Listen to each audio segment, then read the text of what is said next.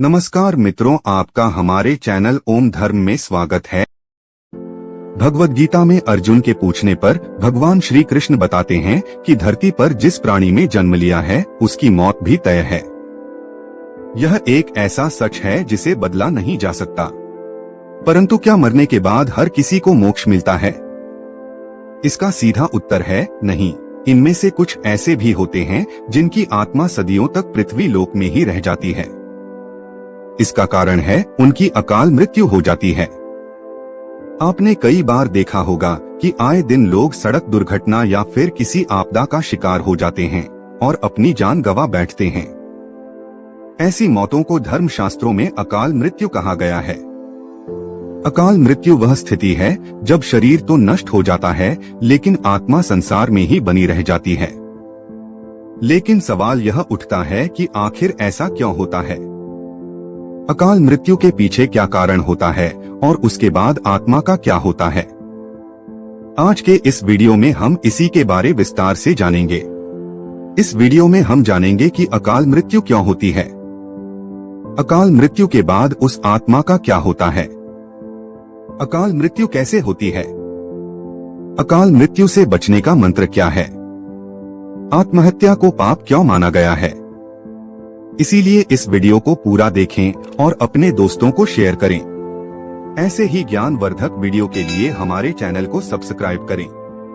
देर ना करते हुए चलिए आज के वीडियो की शुरुआत करते हैं और जानते हैं अकाल मृत्यु बारे में सच्ची बातें।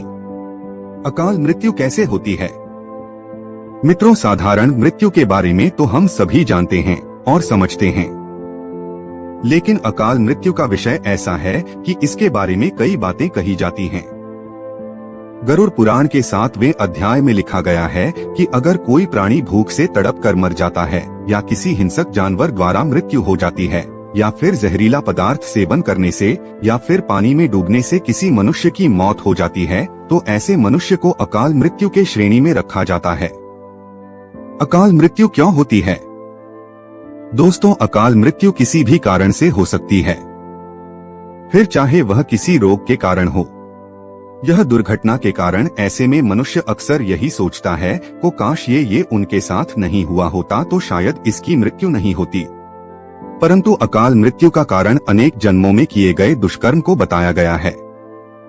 गरुड़ पुराण में इसी प्रसंग में गरुड़ जी ने श्री हरि से यह प्रश्न पूछा था, जब वेदों में मनुष्य की उम्र 100 साल निश्चित की गई है तो उनकी अकाल मृत्यु क्यों हो जाती है? इस सवाल के उत्तर में श्री हरि बताते हैं कि यह सच है, वेदों में मनुष्य की उम्र 100 साल निर्धारित की गई है, परंतु इसमें दुष्कर्म को नहीं मिलाया गया है। यानी हर इंसान की मृत्यु तभी होती है जब उसके पास धर्म कार्यों के लिए शक्ति नहीं होती है या फिर उसका शरीर उसे धर्म कार्य करने की इजाजत नहीं देता। इसके अलावा जब कोई इंसान अपनी इच्छा से धर्म कार्यों को त्याग देता है तो पृथ्वी पर उसके जीवन की अवधि कम होती जाती है। देखा जाए तो हर इंसान का कर्म ही उसका धर्म होता है। मनुष्य की मृत्यु तब होती है जब उसके पास अपने इन कर्मों को निभाने की शक्ति या इच्छा नहीं होती। इंसान की उम्र भले ही 100 साल हो, लेकिन अपने कर्मों के जरिए वह अपनी उम्र को खुद ही नष्ट करता चला जाता है। वेदों का ज्ञान न होने से मनुष्य जान ही नहीं पाता कि वह कब कुकर्म करता जाता है। इसलिए हर मनुष्य को धर्म और अधर्म के बारे में अवश्य जानना चाहिए। अकाल मृत्यु के बाद आत्मा का क्या होता है? गरुड़ पुराण में विष्णु जी यह भी कहते हैं कि मनुष्य के जीवन के 7 चक्र निश्चित है। अकाल मृत्यु को प्राप्त होने वाले जो मनुष्य इस चक्र को पूरा नहीं कर पाते उसे मृत्यु के बाद भी कई प्रकार के कष्ट भोगने पड़ते हैं। दरअसल अचानक ही मृत्यु होने की वजह से मनुष्य की इच्छा, कामना और तृष्णा बनी रहती है जो कभी पूरी नहीं हो पाती। ऐसे में शरीर तो नष्ट हो जाता है लेकिन आत्मा का मोह नहीं छूटता। इस स्थिति में अकाल मृत्यु वाली आत्माएं अपने परिजनों या जीवित लोगों को कष्ट पहुंचाती है और अपनी मनोकामनाएं पूरी करने का भी प्रयास करती है। ये आत्माएं प्रेत, पिशाच योनि में कई वर्षों तक यहीं भटकती हैं। यदि हमारे परिवार में ऐसा किसी का ही तो क्या करना चाहिए? इन आत्मा को मुक्ति कैसे मिलेगी, हम वीडियो के अंत में जानेंगे। गरुड़ पुराण में बताया गया है कि प्राकृतिक मौत से मरने वाले मनुष्य को 13 या 45 दिन में दूसरा शरीर प्राप्त हो जाता है। वो आत्मा प्रेत योनि से मुक्त होकर अपने कर्म तथा अगले जन्म के लिए यमलोक पहुंच जाती है।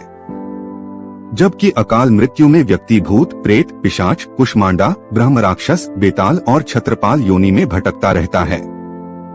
उनकी आत्मा को आसानी से शांति नहीं मिलती। आत्महत्या पाप क्यों है? आपको बता दें कि अकाल मृत्यु में आत्महत्या को सबसे निचले दर्जे पर रखा जाता है। आत्महत्या करना पाप माना गया है। ग्रंथों की दृष्टि से यह एक घिनौना कृत्य है।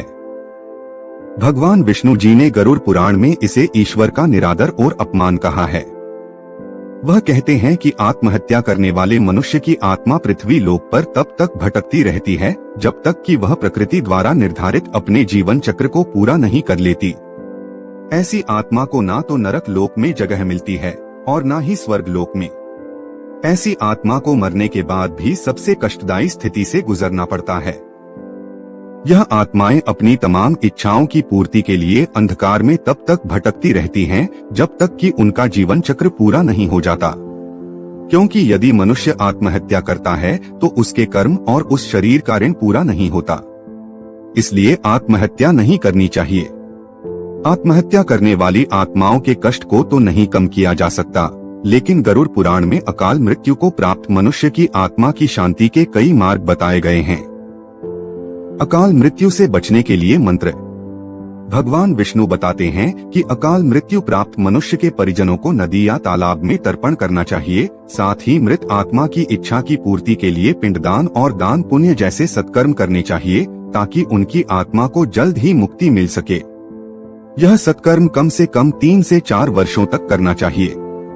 तब जाकर कहीं अकाल मृत आत्मा को मुक्ति मिल पाती है और उनके नए जीवन की शुरुआत होती है। मित्रों, अकाल मृत्यु से बचने के लिए हमें अच्छे कर्म करने चाहिए और दान पुण्य, भगवान की प्रार्थना करनी चाहिए, क्योंकि प्रार्थना में भाग्य को बदल देने की शक्ति होती है। इसलिए आप भी पुण्य करें और दूसरों को भी इसके बारे में बताएं। तो दोस्तों, आज का यह वीडियो यहीं पर समाप्त होता है। वीडियो अच्छा लगा हो तो इसे लाइक करें, चैनल को सब्सक्राइब और फेसबुक पर देख रहे हैं तो हमें फॉलो करें। मिलते हैं अगले वीडियो में किसी नई जानकारी के साथ। नमः शिवाय।